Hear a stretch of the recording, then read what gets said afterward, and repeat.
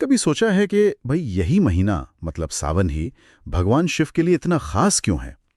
हमारे पास जो जानकारी है उसके आधार पर आज हम इसी सवाल की तह तक जाने की कोशिश करेंगे। तो चलिए देखते हैं। जो जानकारी मिली है वो मुख्य रूप से दो बड़ी वजहों की ओर इशारा करती है। तो पहली वजह जो है वो देवी पार्वती से जुड़ी हुई लगती है। ऐसा सुनने में आता है और हमारे सूत्र भी यही बताते हैं कि माता पार्वती ने शिव जी को पति रूप में पाने के लिए जो कठोर तपस्या की थी वो इसी सावन के महीने में सफल हुई थी। ये उनके दृढ़ संकल्प और प्रेम की क्या कहें अद्भुत कहानी है। हाँ बिल्कुल। और यहाँ ये बात दिलचस्प है कि ये महीना सिर्फ शिव का नहीं रह जाता, फिर ये तो शिव और शक्ति के मिलन का प्रतीक बन जाता है ना। जानकारी भी यही कहती है कि पार्वती जी की जो तपस्या थी, उनकी साधना थी, वो इसी दौरान सफल हुई।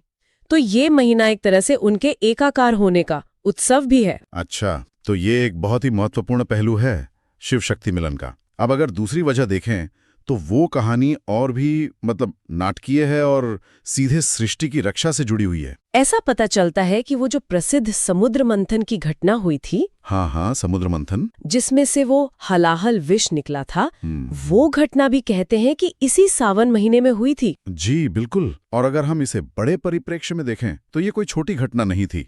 जब वो भयानक विष निकला हलाहल, जिससे पूरी सृष्टि पर ही संकट आ गया था, तब भगवान शिव ही थे जो आगे आए। उन्होंने ही उस विष का पान किया था सृष्टि को बचाने के लिए। अच्छा। और इसी वजह से उनका कंठ नीला पड़ गया और तभी से वो नीलकंठ कहलाए। तो जानकारी के अनुसार ये जो इतनी बड़ी घटना हुई, ये भी सावन मास में ही हुई थी। ये शिव का त्याग दिखाता है, उनकी करुणा, उनका वो संरक्षक वाला रूप। वाह। मतलब एक तरफ पार्वती जी का प्रेम और तप सफल हुआ, हाँ, और दूसरी तरफ शिव ने सृष्टि को बचाने के लिए इतना बड़ा कदम उठाया, और ये सब कुछ सावन में। जी। जानकारी में ये भी आता है कि सावन में जो शिवजी पर जल चढ़ाने की परंपरा है, उसका भी शायद इन घटनाओं से कोई लेना देना है। कहते हैं कि जल की हर बूंद शिव को समर्पित होती है। हाँ, ये संभव है। देखिए, स्रोत सीधे तौर पर तो शायद नहीं जोड़ते हैं, लेकिन ये अनुमान लगाना स्वाभाविक है। क्या? कि विष पीने के बाद शिव के शरीर में जो एक तीव्र जलन या ज्वाला उत्पन्न हुई होगी, उसे शांत करने के प्रतीक के रूप में शायद ये जल अर्पित करने की परंपरा शुरू हुई हो सकता है। अच्छा। हाँ, ये हो सकता है। और ये उन पर अपनी कृतज्ञता, अपना आभार प्रकट करने का एक तरीका भी हो सकता है। बिल्कुल। कि उन्होंने सृष्टि को बचाया। बिल्कुल।